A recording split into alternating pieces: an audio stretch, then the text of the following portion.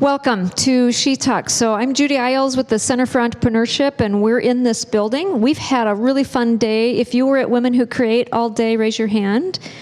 Did you find something of value today? Thumbs up everywhere. It was a great group. We had a lot of fun. So we learned a lot about how to support other women in business or in starting a business, which was great. I don't think Tom Swartwood's here, but Tom and his wife Terry were sponsors of Women Who Create. So shout out to Tom, even though he's not here. This is the fun finale of our day together called She Talks. This is a challenging thing. Our theme of the day was women empowering women, and we are going to empower all these women because this is an uncomfortable thing to do. I told them it's like having backup singers to your solo, and you have to all stay together, so it's really cool. But this event is sponsored by the Ivy College of Business, and with us today is David Spalding, Dean of the Ivy College of Business, also Vice President for Economic Development for all of us working in this building. He loves this event and says every year, I'd be happy to sponsor it. So the drinks and the food is thanks to the Dean of the Business College, who I'd like to say a few words. So thank you, David. Well, thank you, Judy. Thank you all for being with us tonight. This is always one of the highlights of the year. In a year that's always has lots of highlights here at Iowa State University, but this is really a very special night. So glad you're all here with us. The Ivy College of Business, we are very supportive of and very committed to advancing women in business, both in our college, our students, our staff, our faculty, but advancing beyond. Just a few weeks ago, we had our fifth annual Women in Business Awards, where we gave out awards to Connie Weimer, who is a great champion of women in business, to Miriam DeDios Woodward for her inspiration as a women's leader, and Ashley Gassman as a young alumni to be recognized. And so this is critically important work that we engage in and focus on every day. So as Judy said, anytime she asks me to sponsor an event like this, I'm happy to jump right in. So it's going to be a fun evening. I'm sitting right up front to catch every bit of this. So glad you all are here with us.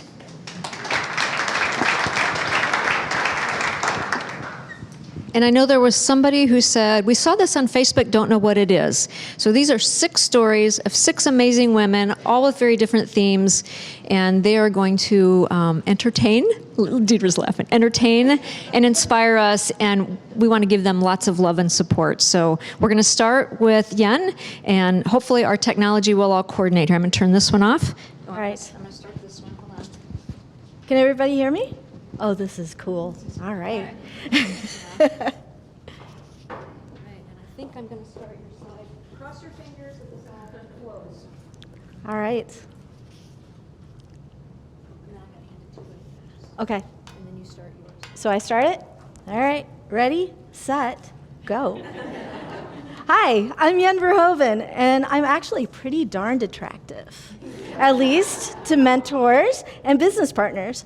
I mean, I'm the CEO for Key Learning Research Group, and we received a Bill and Melinda Gates MISC Grand Challenges grant and an Iowa Governor's STEM Advisory Council Scale-Up Program grant for a year. We've also taught thousands of teachers all over the globe. However, I couldn't have done it without our mentors and my business partner, Jennifer Terry. In this presentation, I'm going to show you how you can attract people that you need to support your dreams.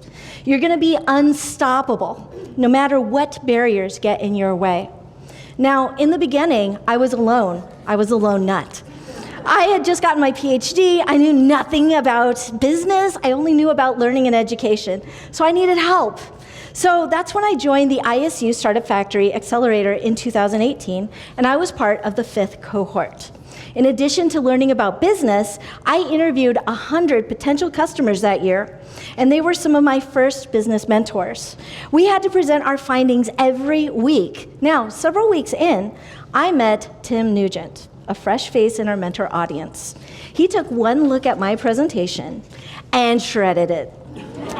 I felt like I was in front of a firing squad, and that was exactly what I needed. I dashed out at the end of class to find Tim, yelling, Tim, I'd like you to be on my advisory board. And he said yes. And he's been one of my mentors ever since. Now, here's the lesson. Tim is like Yoda. He's a truth teller. He's not a yes person. He helps me problem solve without sugarcoating anything. And one of Tim's superpowers is that he connects people to people. And he's introduced me to a ton of amazing people that support my work. Now, at the heart of every good mentor is their desire to make your work better. The other thing is that you need more than one. So another mentor of mine, in his book, Super Mentors, Eric Custer shares that successful people have to have many mentors. So you see little Groot here from Guardians of the Galaxy? He has a lot of mentors that help with his needs. Now, you're probably wondering, how do I get mentors and partners to help me? Well, guess what? In my upcoming book, Rebel Teaching, I actually share the process for figuring out how to get your mentors by starting with what you want first. Rebel stands for repurpose, educate, build, evaluate, and lead. So the first thing you want to do is repurpose. And what repurpose means is building and rebuilding things in new ways. So you have to start with your why, which almost never changes. Now, once you're clear on your why, you've got to figure out what you want to do and then how you're going to do it. So for instance, my why is that I give people the tools to fulfill their destinies. I pulled it off by getting my PhD, publishing papers, advising people, but then when I graduated, I had to repurpose. My why was the same, but now I run a company. That's my how. My company trains people to give them resources so that they can empower their students. That's my what. Now, what I've just described to you is what's called the Golden Circle, and it's by Simon Sinek in his book, Start With Why. Now, when you're clear on your why and your how and your what, you share your why with people first because that's what wins them over. Then you tell them how you're going to do it, and then you're going to tell them what you're going to do. Now, you also want to get clear on what you need so that when you go in front of people, you go and ask for it. Actively seek others to help you, even if you're afraid. Greg Pollock, a serial entrepreneur, shares that when reaching out, you need to name your fear and then ask for what you need. Now, perhaps you're afraid people may think less of you, they'll say no or worse, and that's actually happened to me. But you still have to take the next step, which is to educate. Share your why and then teach them what you're doing and give them value. Then ask for what you need. You're gonna have people who are ready to support, and of course, some people who aren't, and that's okay. They're a little slow, but they'll catch up one of these days. And for some of these folks, they're gonna become your mentors. How you attract them is you prepare them by reciprocating with value. Now, when I asked Tim how I could reciprocate for his time and wisdom, he told me to pay it forward. So I help fellow entrepreneurs when I can, and I also give Tim eggs from my chickens when I have them. Now, when you're looking for mentors, you want to end your convos with, how can I help you with your work? Because reciprocation is key to building your genius. The term genius was coined by Brian Eno to describe a collective genius to help you problem solve. Consider people who push you, who don't look, think, or act like you. Leveraging these diverse perspectives makes your work better because they'll consider things that you never thought about. Then, from your genius, you're going to find your partners. Now, Tim tells me that partnerships should be approached like marriages because they require the same commitment. So start by dating first on small projects so that 1 and 1 equals 5. Their skill sets and work styles should complement yours, and you should both benefit exponentially from that relationship. Jennifer and I dated for over a year before we signed our contract, and we're constantly evaluating. What are your mentors giving you? That's your evaluation. Are your potential partnerships helping you? Are you asking for and receiving feedback from your customers? Evaluating also helps you find the walnuts in your genius. And when you find them, you must toss them out. Jennifer Gonzalez, in her famous post, Find Your Marigolds, talks about how walnut trees make toxins that prevents plants from growing around them. You will hire walnuts. You'll find them in your work, in your social media, and in your communities. If they're not helping, they're hurting by wasting your resources and time. So kick them out of your genius and take the lead. Dream so big that it scares you, and align to your why, because that will never lead you astray. But the good part of all of this is that with mentors and partners, you're never going to be doing this alone. So, former First Lady Michelle Obama once said, "You don't need money to do well. You need people that you can go to when it's hard and people to remind you of who you are." So go find your people, ladies, and lead like a lion. Oh, and by the way, I need beta readers for my book. So if you want to help, see me after the talks, okay? Thanks, everyone.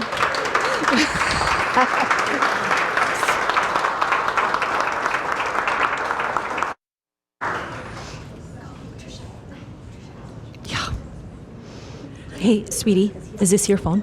Oh, yes. Yeah.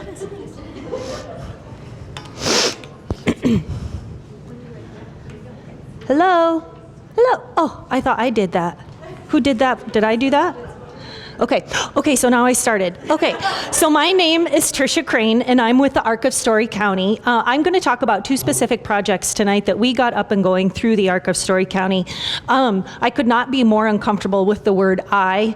So if I had the initial concept, it was completely a group and a team of people who helped me get these projects up and going.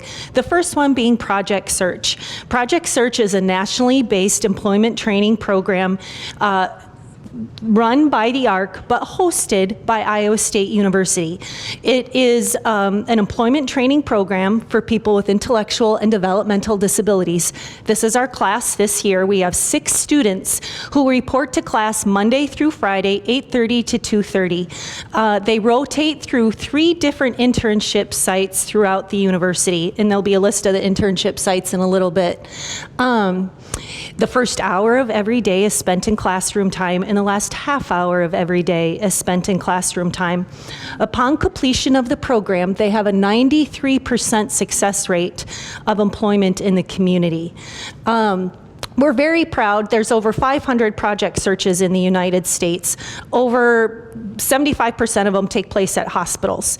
We were very fortunate that Iowa State took us on. There's only about 30 university programs in the United States, and the ARC is the smallest organization to pull off a project search program. Prior to COVID, we went to the national conference in Anaheim, California. Dr. Linda Lynn and myself, who is our business liaison through Iowa State, they asked us to present at the National Project Search Conference about what it is like to put on a quality project search program at a university. So not only are we the smallest, but we're the best. And we couldn't be more proud of that. These are just a handful of the internship sites that I could think of off the top of my head. I would like to proudly say that athletics hires every single one of the interns that comes through their program to be full-time employees in the Iowa State Athletics Department. The swag that those students come home with, they have to hide it because everybody wants to intern at Iowa State Athletics because of the swag they get. This is Emily, who is a current student, and Emily is doing her current internship at This is Surplus, where that's like the garage sales of Iowa State every Wednesday. And then you'll see Connor soon, and Connor does his internship in dining services. And of course, dining services, as you see the ads all over the place, they would like to have all 6 of our interns currently in dining services. But not only are we partnering with the community and letting these individuals do something that all of us want to do. And the nice thing about working with people with disabilities is they want to be employed. Some of us perhaps are employed because we have children we need to put through college, but our project search students want to be employed. My next project certainly couldn't have been taken part in the community without my favorite quote by Margaret Mead, never doubt that a small group of committed citizens can change the world. So it was probably 7 or 8 years ago that I called up Keith Abraham, our local park and rec director. I would have loved to have had it been you, Nancy, but I'm sorry. Our local park and rec director, and said, Keith, we need an inclusive playground here in Story County. For all of the accolades that Story County has for being the place to recreate, the place to retire, the place to go to college, the place for young people to live, the fact that I kind of felt we were behind the 8 ball in regards to having an inclusive playground. We have wonderful, wonderful services here in Story County for people with intellectual and developmental disabilities. And this was just another feather to our cap that we could add. So Keith and I went down and toured an Ankeny facility because they already had theirs. I would say that ours is the Taj Mahal now compared to the Ankeny facility. We kind of bypassed, decided to, we kind of took Keith out of the equation, and we formed a group of community leaders that we knew could get the project up and going. We did all of the private fundraising and grant writing ourselves, and then we gifted the park to the city. It was a $2.2 million endeavor. It took longer than I would have liked, but now to see what takes place there, I've had people come up to me and say, Tricia, the park was packed today. Can you do another one? Well, as it turns out, my husband is the certified playground safety inspector for the city, so this is kind of our talk at night, is that he says, well, I had to go fix another, and typically he says a 4-letter word, and something else at the playground. And again, this is a group of us. Last summer, one of our program coordinators couldn't make it to work, and so my daughter and I, Briar, who's in the middle, we grabbed a kickball and we went with our Special Olympic athletes and we played kickball, and by the end of the night there was rows of kids who were playing in the park that night that wanted to be part of our kickball game. And I'm going to start to get choked up. But that's really what it's all about. And so then I go into my daughters because I think they're fabulous, and they're maybe kind of my third project. But I graduated from Iowa State University in 1996 with my degree in social work when Iowa State still had an accredited social work program. And all I have ever done is work with people with disabilities. So therefore, it is all our daughters know, is being around people with disabilities. Each of them have chosen a profession that is going into that field. Our oldest daughter is in the DMAC Iowa BSN program, and she wants to work with children with special health care needs. 2 of our daughters are in this picture. They're unified athletes for our dance group. I come home at night and I'll say, gosh, we don't have enough unified athletes for softball or for dance. And they'll say, don't worry, Mom, we'll take care of it.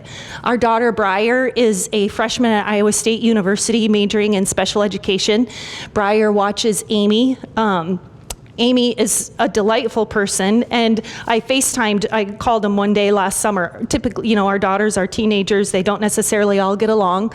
They were all 3, I FaceTimed one of them, probably Bryn, our youngest. They're all 3 cuddled up on the couch together watching a movie. And I said, and then out peeks Amy.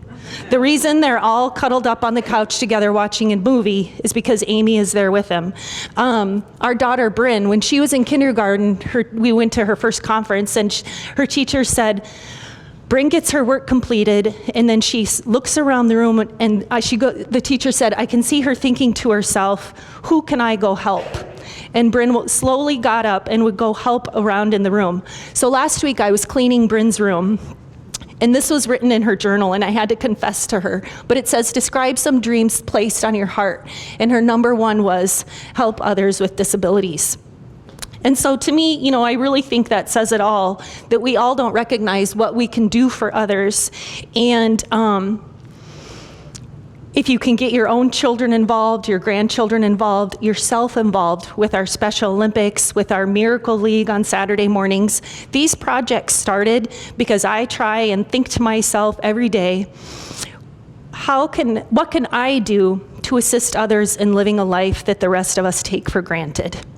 And so to me, that's really what it's all about. And that's why these projects started, is my board supported me. And I think if all of us think to ourselves, what can we do for others? What can we do to assist others in living a life that we take for granted? Perhaps, we wouldn't have what we have today. So, okay, I guess that's it.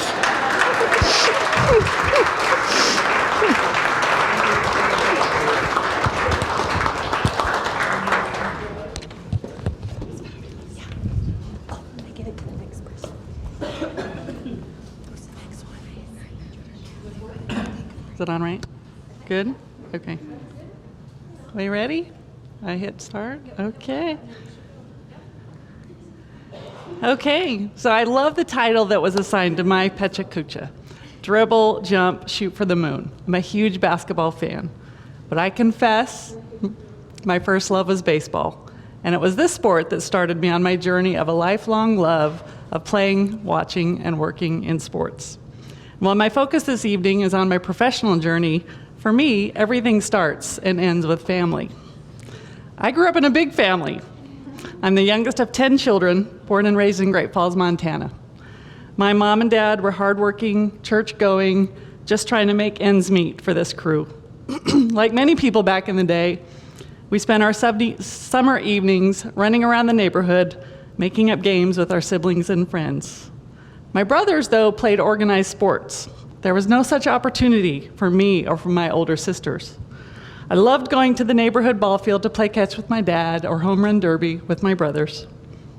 But I was never able to be part of a team. And then one day, my life changed. My dad came home from work, and I recall it like it was yesterday. He told me, "You get to play Little League Baseball." Remarkably, the 37 words that make up Title IX say nothing about sports. While the country was trying to figure out what this new law meant, somehow my dad knew that his 8-year-old girl was about to have a field day. So what is even more remarkable is that my parents allowed me to go to baseball practice wearing those pants. But I was having a great time. I was the only girl to play on my team, and I was one of the first nationally to play baseball. So I put up with a lot of teasing from the boys, and thankfully I was a good player. But after a couple of years, a girls' softball team was formed. I decided to switch over and play with my girlfriends.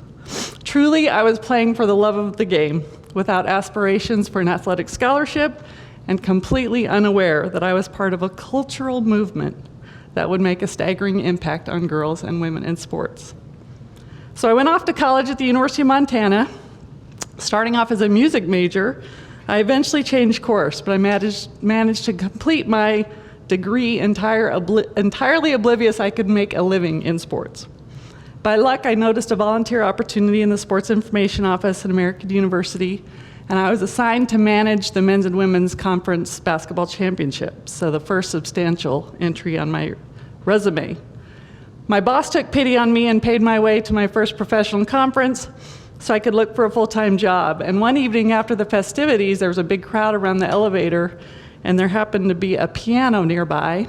And so I sat down and played a few tunes for the guests, and I had 3 job offers the next day.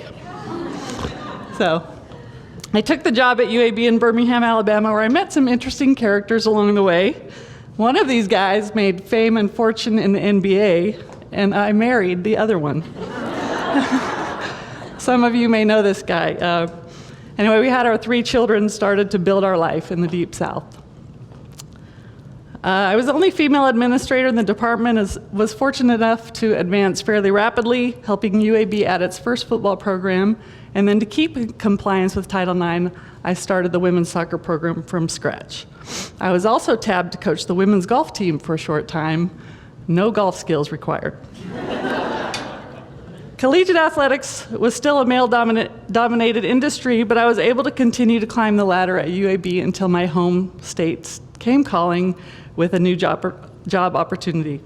With Rick's support, he sacrificed a job that he was loving, working in minor league baseball, and off we went with our 3 little ones to Montana State University. Rick's plan was to manage the transition with our young family and get settled before looking for work. After about 3 days, he was snapped up to run a hockey franchise. Juggling work and a young family was challenging, so I decided to pursue my doctorate degree. So, also while in Bozeman, I swung for the fences and was selected to the prestigious NCAA Women's Basketball Selection Committee, and March Madness took on a whole new meaning for us. With Rick's hockey team in the playoffs and my committee travel schedule, we relied on one another and the support of our families to survive a world where 8 to 5 childcare just wouldn't do. With Rick's support, I made it through my 2-year term on the committee, and while serving, was recruited to be the Dean of Students at the University of Maine. We were up for the adventure, so off we went. This was invaluable campus experience for me, but after 18 months working in student affairs, I missed athletics and was fortunate enough to get the position at Iowa State University nearly 20 years ago. Talk about madness. We set out from Maine with our 3 little ones, spent exactly 1 night in our new home in Ames, stopped at a softball tournament in Arizona, went to the NCAA basketball tournament in Spokane. I was studying along the way, defended my dissertation in Bozeman, and then settled into Ames 10,000 car miles later. Despite the success of our women's basketball team, most of our women's programs at Iowa State were struggling. Facilities were poor, we weren't very competitive, we were fighting to get our women's games on the radio, much less the television. I made some difficult coaching changes along the way to better position our teams for success. Over the years, I've been part of tremendous growth of our program, leading 15 of our 18 programs, each one now with a success story on the field and in the classroom. Program after program has achieved new heights.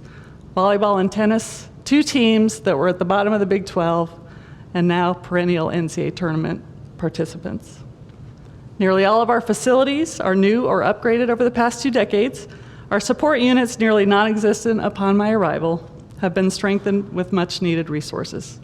We continue to use Title IX to guide us, but we don't need the law to do the right thing, and that's the way it ought to be. The generational impact of Title IX cannot be overstated. Our daughter played Division I basketball for Navy and then served as the brigade executive officer at the academy. While she was in Pensacola waiting to start flight school, she decided to coach 7th grade boys basketball. The only woman to coach boys basketball in the state of Florida. 50 years into Title IX and barriers still being broken. Well, you can't swing for the fences if you never get up to bat, and I've been fortunate to have some really great teammates, and I've hit a few home runs along the way. I'm incredibly grateful for all the people in my life who have paved the way and supported my professional journey. For me, everything begins and ends with family, and because of them, I've hit the grand slam. Thank you very much.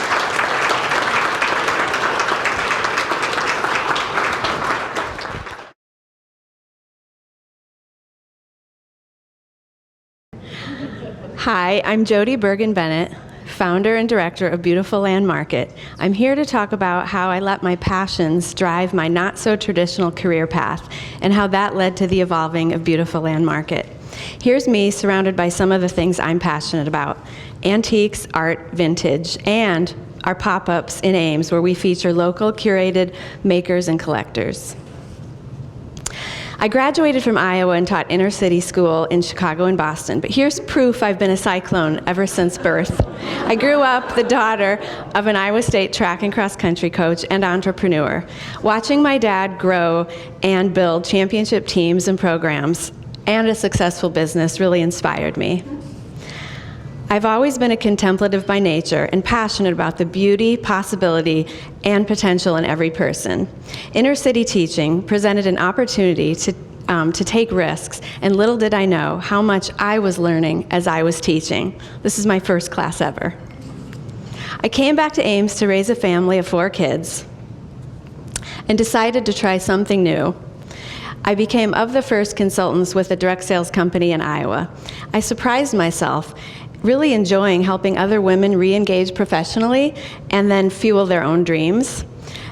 And I became more comfortable being uncomfortable, doing things like giving presentations.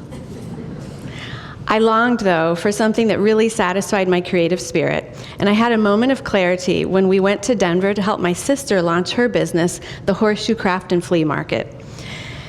I was blown away, and this was in Denver, I was blown away seeing 100 makers and collectors come together in, of all places, a funeral home parking lot. It was a fabulous time. There's my son pitching in, and it was the early stages of the indie fair craft movement. I thought, maybe I could do something like this in Ames.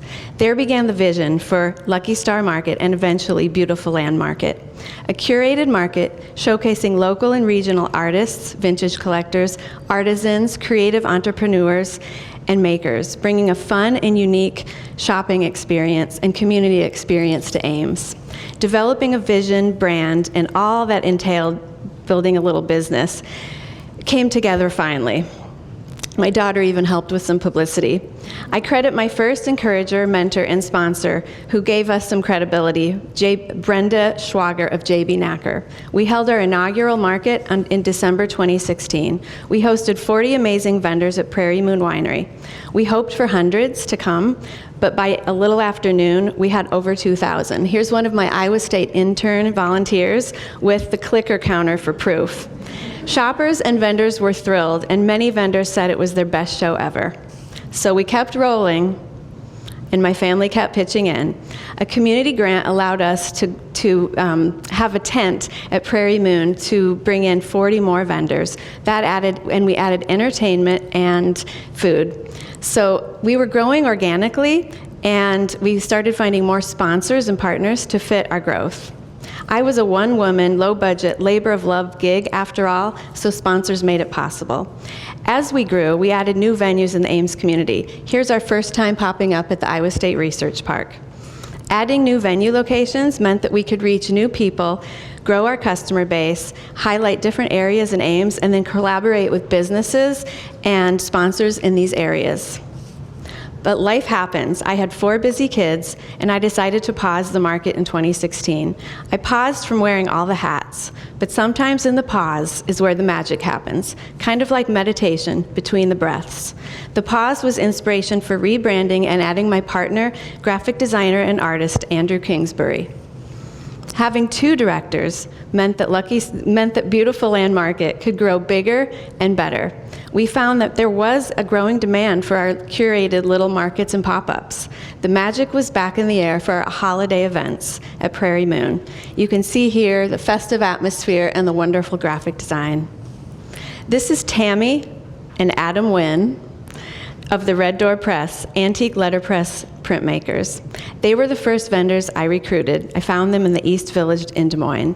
Their experience at our first market was their first market, and it was so successful it catapulted them from a hobby to a passionate business. They're still coming back to Ames after almost 10 years, and that story embodies our mission. Beautiful Land Market is also about building community and giving back. We have local nonprofits on site at every pop-up. Here's Grace McCunn of Grace's Lemonade Race, supporting Blank Children's Hospital. This was at the Vermeer Applied Technology Hub, our pop-up in 2018. COVID hit and ended events.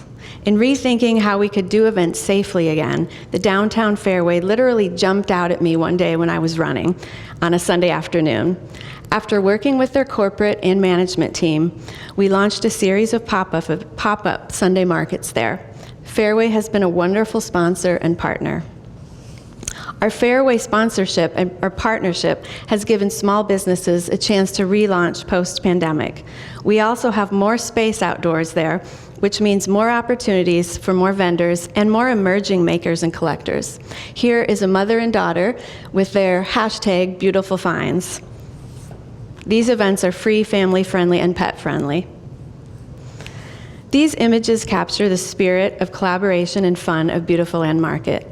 The relationships built at our events have lasting impacts. And there's my oldest son who came back from college to help. Beautiful Land Market has impacted over 350 unique makers in positive ways. Many turn hobbies into real businesses, and some go on to open their own brick and mortars. We aim to bring something special and unique to Ames, as opposed to people having to leave Ames for rich and meaningful experiences. The following picture I love because it shows the joy and the happiness and delight of what happens when makers and shoppers connect in a really genuine experience. Right now, we are gearing up for our holiday markets in December at Prairie Moon and one in Nevada called our Merry and Bright Market. You can find us on social media at Beautiful Land Market, and we are still accepting vendor applications until Friday. And then now, this is me, again, following my passion, which happens to be a neglected 120-year-old house. It's exciting and humbling, and I'm learning more than I ever could have imagined from talented craftsmen and women who are very generous. I hope to encourage aspiring entrepreneurs to keep creating, follow your passions, take calculated risks, and get comfortable being uncomfortable, because that's where the growth really happens.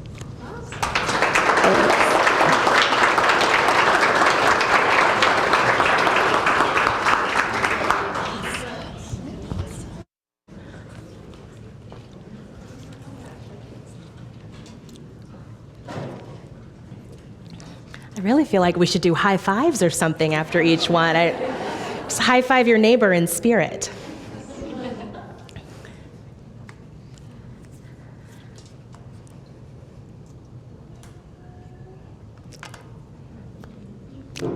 I have a TikTok channel, and people watch it. Not many, like 8 people. But I really have 2 jobs. I'm a university administrator where I use my PhD to help shape the experience for students of color, and then I write romance novels. Don't let the colorful, very cartoony covers fool you. They're those kinds of romance novels. There's heaving, there's throbbing, and there's very smart women getting their happily ever after. I'm an author. I love it. It's given me so much meaning in my life, and I want to spend time today talking about how I got there. I knew philosophically when I wrote a book that people would read it. I was not ready for people to read it. And it's still something I'm getting used to, seeing my book, my name, my face sometimes, in outlets like this, in places where I go to get book information or gossip. And that has been a really amazing thing. But I didn't start there. I started here. I was a quiet kid. I was a rule follower. I got good grades. K-12 education was built for me. I'm really good at raising my hand, or I used to be. I was not a shy kid. I had a lot to say, but I didn't think that anybody would want to hear it. I taught myself to be in the background, and I stayed there until I got to college, when I don't know why I applied to be an orientation leader. And they taught me how to do public speaking. They gave me a microphone and a walkie-talkie, and yes, those are pleated shorts. And for the first time, I felt confident that what I said might be listened to. That when I communicated, that was actually a skill that I had. So with that newfound confidence, and like many overachievers before me, I went on to graduate school. I got a master's degree from the University of Georgia. I got a PhD from Iowa State University here, both in education. I moved through the ranks in student affairs, which I'm still doing. I mean, not really the ranks, like it's pretty slow, but moving through different positions in higher education. And I thought I was gonna be a dean or a vice president. I was gonna write tomes that would change the field.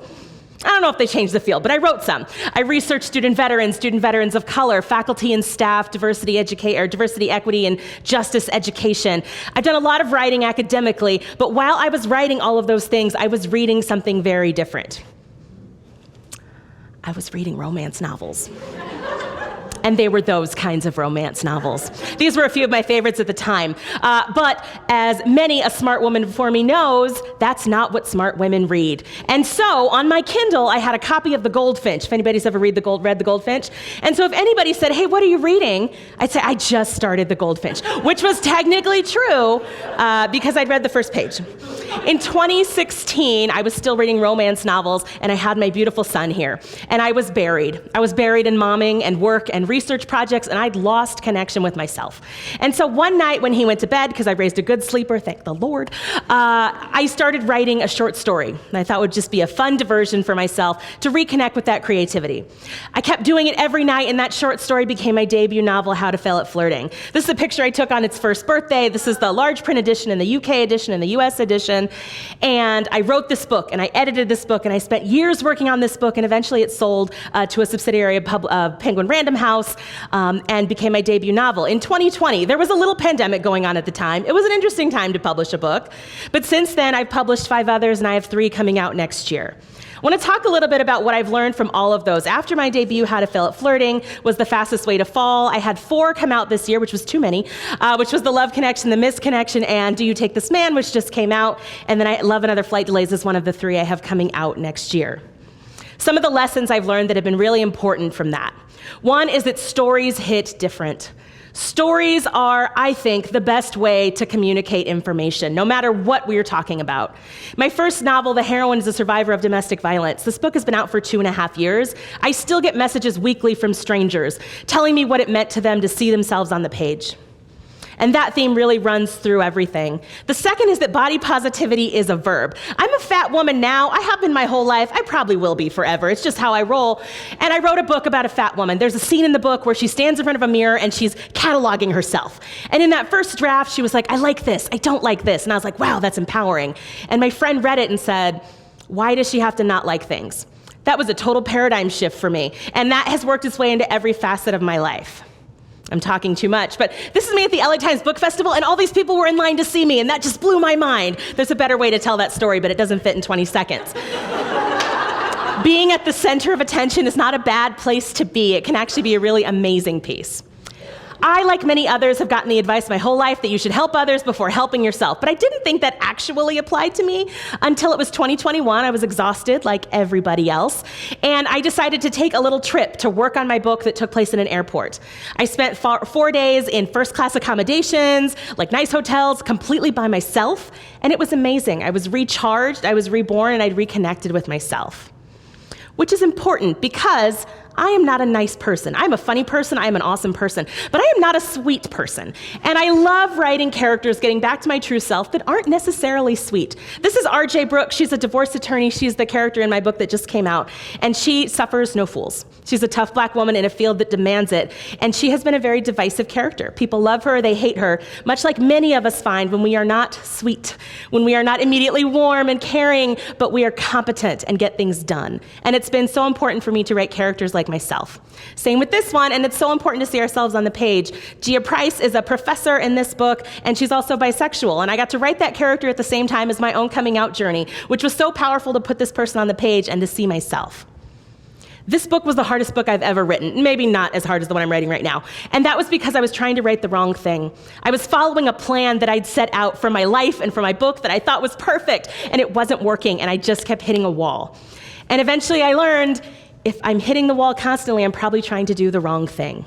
This was the last slide that I added, and that's okay that it's okay to self-promote. I'm Midwestern nice, y'all. It seems very gauche, and I'm feeling very awkward right now that I just put buy links on a QR code behind me. But something I love about romance Twitter, which has become my home, is that if you post about your book and you don't post a buy link, somebody posts it for you, because we promote our work. And the last piece of advice, the last thing that I've learned, is if there's something you want to do, just go do it. Write the book. Even if you don't know how to do it, because I didn't. The only thing a first draft has to do is exist. And somebody is waiting for your words. If nobody else, it might be you. Thank you.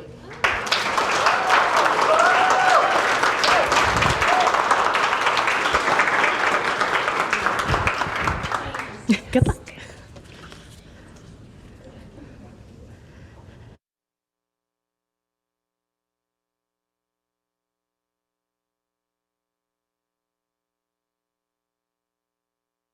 There's not enough wine in the world for having to follow these 5.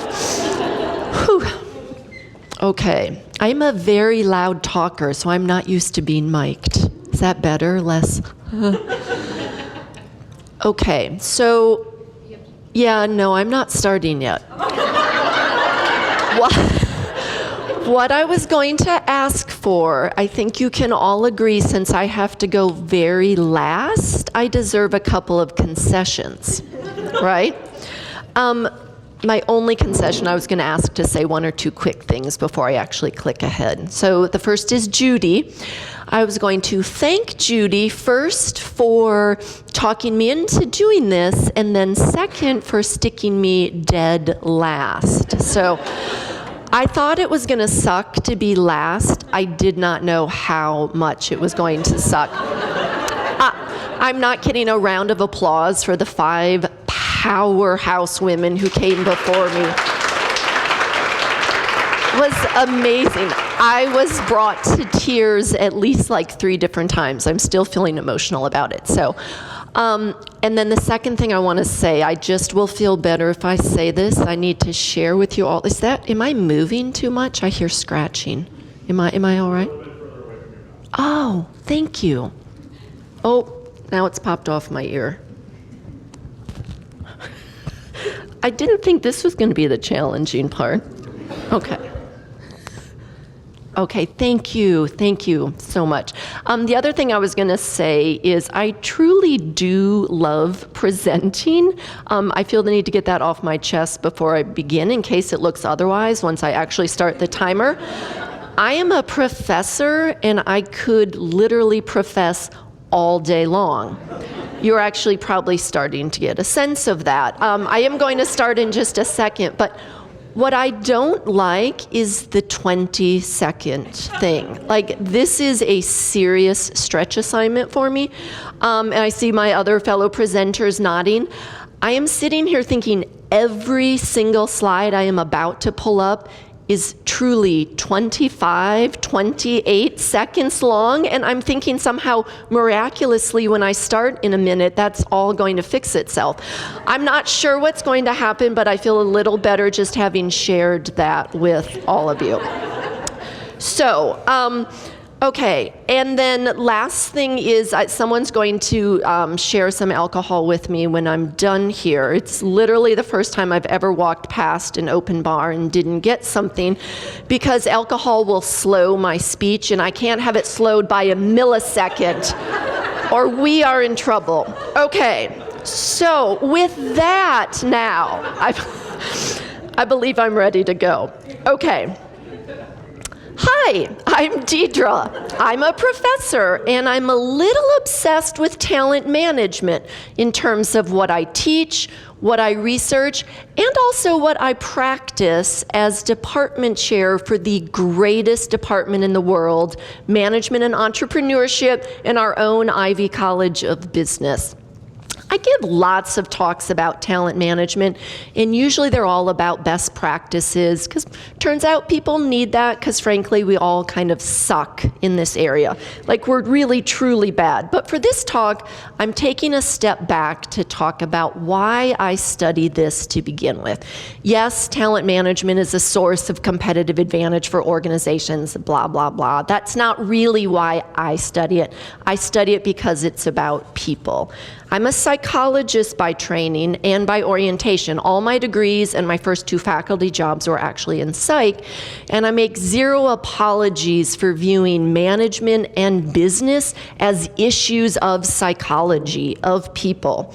I also make zero apologies for thinking that people are more important than systems. As my colleagues and my boss, David, will tell you, I complain a little bit about our systems here at times. Just a little. There's a reason for that. Much like many places, we have a lot of room for improvement, but we have amazing talent, amazing individuals, and I'd take individuals over systems any day. So what is talent management? Talent management essentially is understanding people, and talent itself refers to people who are really good at what they do. Really good at what they do, because talent, of course, is diverse. So I'm going to share with you 4 very diverse examples of people who are very talented and who have shaped my enthusiasm for studying talent and the way that I think about it. So, example number 1, Michael Jordan. I was in love with Michael in the mid-90s. I mean, look at him.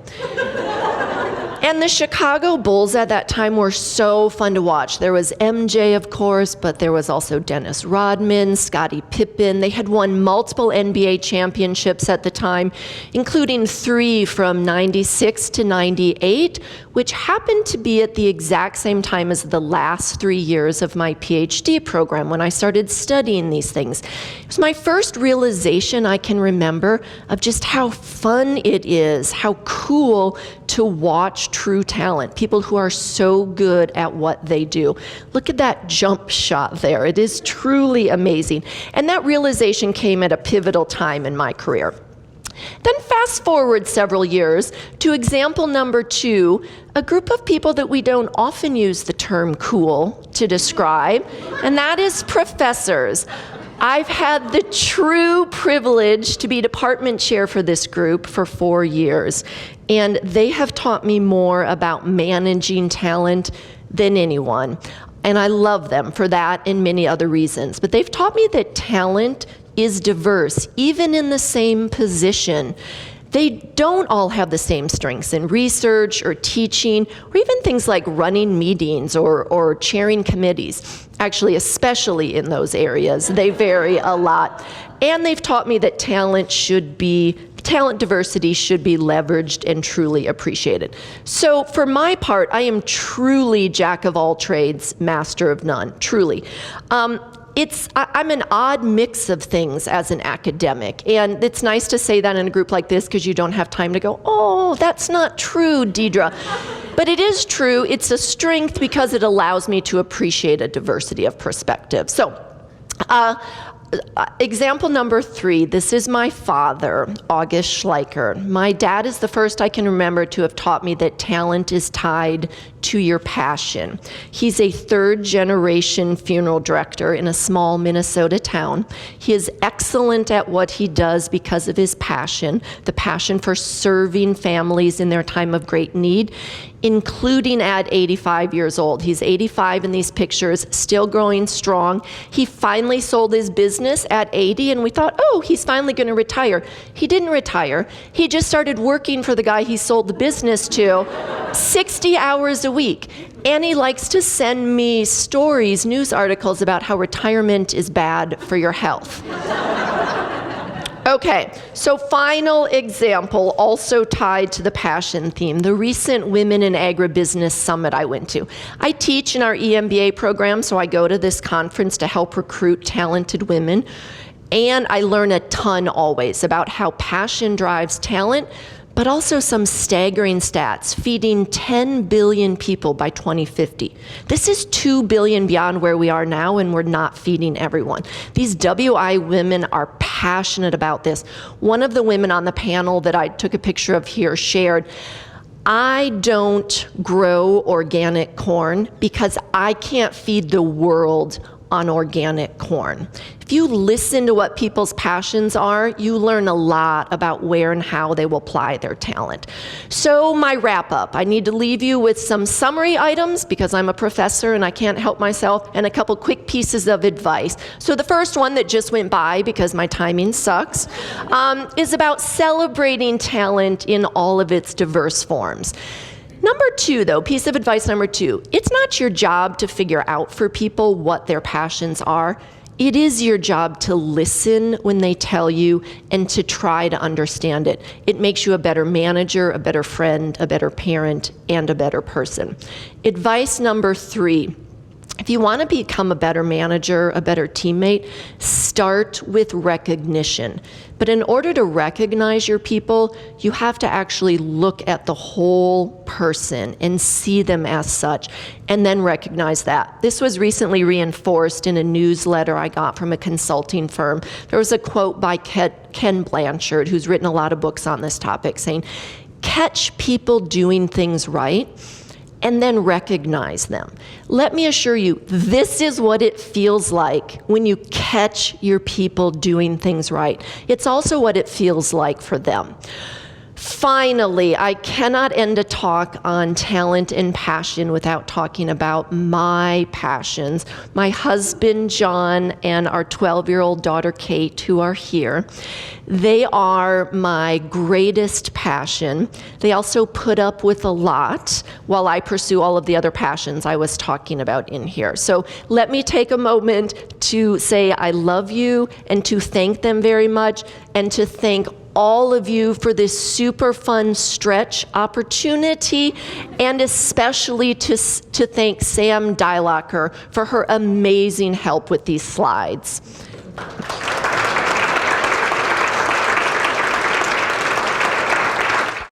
To the 6 presenters, they deserve yet another round of applause.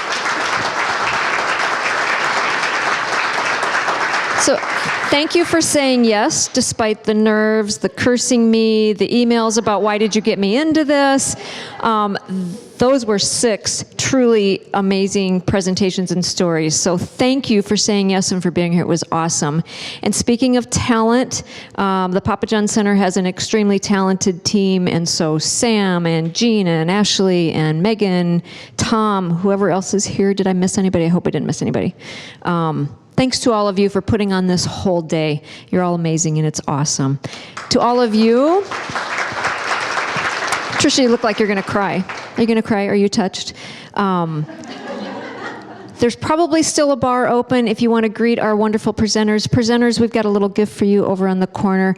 To all of you, thank you for coming. Sigma Nu Tau, thanks for Set Up and Tear Down. Ivy College of Business, thanks for sponsoring. Y'all have a great night, and thank you again.